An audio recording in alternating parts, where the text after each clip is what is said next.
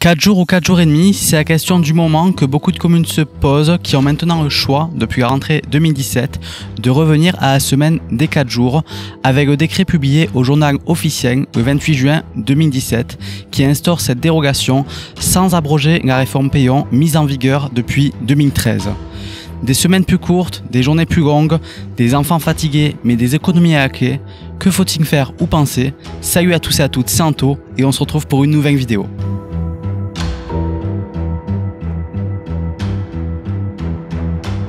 3 changements du rythme scolaire en seulement 9 ans. Décidément, c'est une question sur laquelle nous avons du mal à nous mettre d'accord. Je ne sais pas vous, mais moi je n'y comprends rien en politique, donc je suis là pour vulgariser tout ça. Dans un premier temps, il y a clairement 2 camps. D'un côté, ceux qui préfèrent repasser sur 4 jours car les enfants et les parents n'ont pas besoin de se lever un jour de plus et cela fait des économies en transport en commun et en activité périscolaire pour la commune. Et de l'autre, ceux qui préfèrent rester sur 4 jours et demi car c'est plus pratique pour les parents qui travaillent. Cela fait économiser le babysitting et les enfants ont des journées moins longues avec une possibilité d'avoir les activités périscolaires, donc un moyen supplémentaire de les faire garder et de leur faire les activités.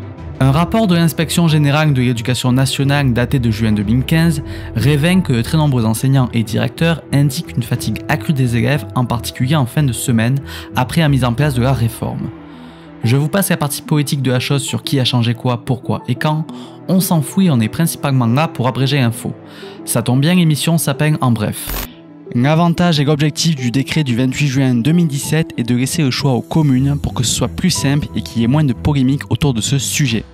Les différents acteurs locaux doivent juste se mettre d'accord sur le passage à la semaine des 4 jours et saisir les services départementaux de l'éducation nationale pour leur proposer une nouvelle organisation du temps scolaire en respectant les limites du décret sur la répartition des heures d'enseignement. La demande est par la suite examinée par le directeur académique des services de l'éducation nationale avant de valider celle-ci. 31,8% des écoles françaises ont choisi la semaine des 4 jours et 28,7% des élèves sont concernés. Cela concerne surtout les départements ruraux comme les Pyrénées-Orientales à 83%, la Lozère à 85% ou l'Oise à 62%, mais aussi des grandes villes comme Nice, Toulon ou Cannes. Mais un autre problème se pose.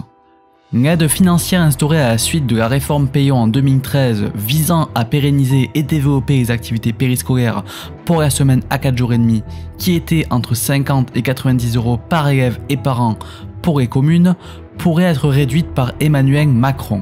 C'est également pour cela que certaines communes sont revenues sur la semaine à 4 jours afin de faire les économies sur les transports des élèves et les activités périscolaires. Cela pourrait amener d'autres communes à faire de même. Cette vidéo est à présent terminée, j'espère qu'elle vous aura plu. Si c'est le cas, n'hésitez pas à l'aimer, à la commenter et à la partager. En attendant, aimez-vous les uns les autres, prenez soin de vous et on se retrouve pour une prochaine vidéo.